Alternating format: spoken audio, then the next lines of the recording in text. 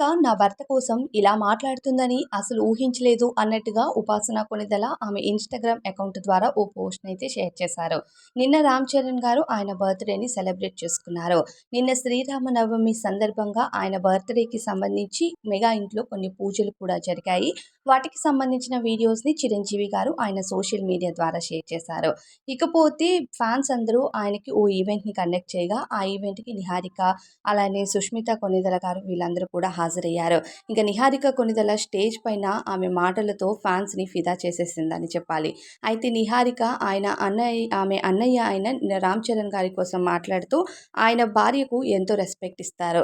అలానే అక్కల్ని చెల్లెలుగా చూసుకుంటారు. చెల్లెల్ని కూతురులా చూసుకుంటారు. ఇంకా తల్లినైతే దేవతలా చూసుకుంటారు. కూతుర్ని ఒక అమ్మలా చూసుకుంటారు అంటూ ఎంతో బాగా మాట్లాడింది నిహారిక. అలానే నిహారిక మాట్లాడుతూ ఎవరైనా రామ్ చరణ్ గారిని నిజంగా అభిమాని ఉంటే వాళ్ళు రామ్ చరణ్ గారు ఆడపిల్లలకి ఎంత గౌరవం ఇస్తారో ఆయన ఫ్యాన్‌గా మీరందరూ కూడా ఆడపిల్లలకి అంతే గౌరవం ఇవ్వండి. ఆయనకి మీరిచ్చే బర్త్‌డే గిఫ్ట్ ఇదే అవుతుంది అంటూ నిహారిక స్టేజ్ పైన మాట్లాడిన మాటలకి ఒక్కొక్కరు వావ్ అంటూ ఆ వీడియోస్‌ని చాలా వైరల్ చేశారు.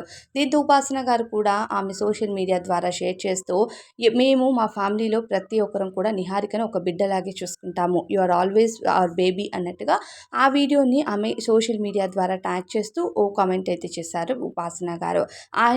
ఉపాసన గారు ఆమె భర్త కోసం నిహారిక మాట్లాడిన మాటలకు ఫిదా అయిపోయారు.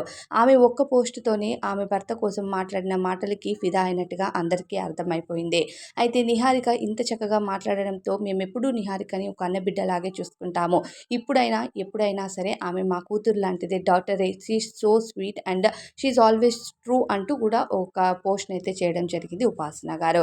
ఏదేమైనా నిహారిక మాటలు చాలా మెచ్యూర్డ్‌గా అనిపించాయి జనాలకు. నిహారిక ఈ మధ్య చాలా ఈవెంట్స్‌లో బిజీగా ఉంటున్నారనే చెప్పాలి. మరి నిహారిక మాట్లాడిన మాటలపై మీ ఫీలింగ్ ఏంటి అనేది తప్పకుండా కామెంట్ చేసేయండి.